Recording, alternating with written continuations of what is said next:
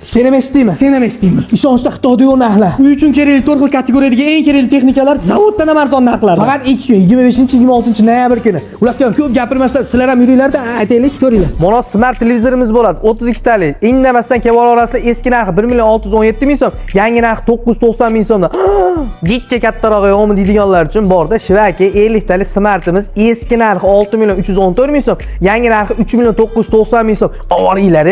Mono narxga tugaverasizlar. Sirius polavtomat kir yuvish mashinasi eski narxi 1 327 ming, yangi narxi 990 ming. 8 kiloli LG kir yuvish mashinasi eski narxi 7 658 ming, yangi narxi 4 980 ming. Oh, shunaqa narx bo'ladimi? Mono Artel xolodilnikimiz eski narxi 4 561 ming so'm, yangi narxi 2 690 ming so'mdan. Qale.